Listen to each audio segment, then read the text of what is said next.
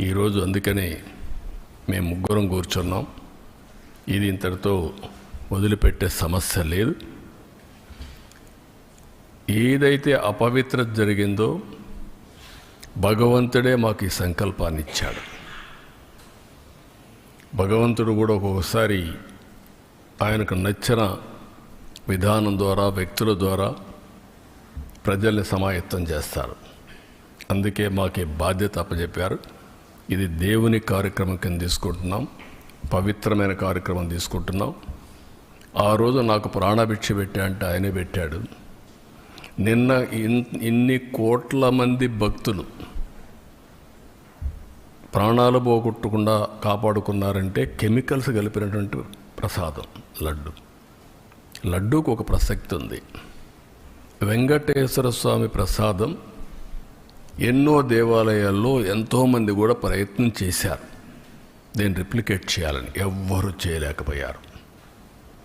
అది వెంకటేశ్వర స్వామికి ఉండే ప్రత్యేకత.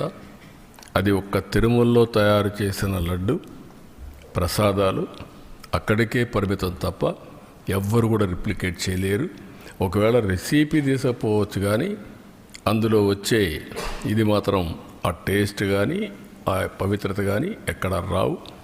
ఈ విషయం గుర్తుపెట్టుకోవాల్సిన అవసరం ఉంది. కానీ ఈ 5 ఏళ్లలో మీరు చూస్తే లడ్డు తినాలంటే భక్తులు భయపడ్డారు.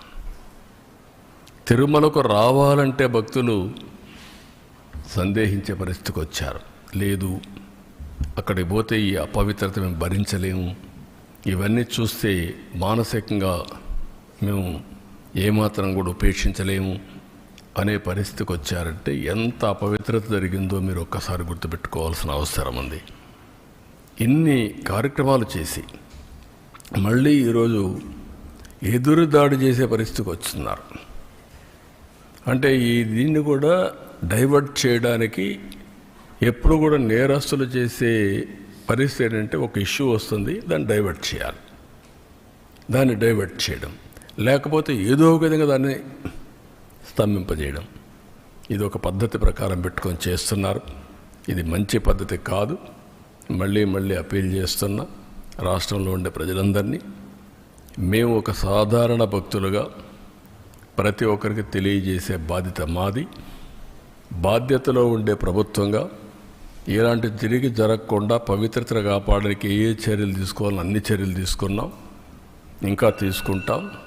అదే మరి దోషులను కూడా అన్ని విధాలా శిక్షించడానికి అన్ని చర్యలు తీసుకొని ముందుకు పోతాం. ఇది బ్రీఫ్గా.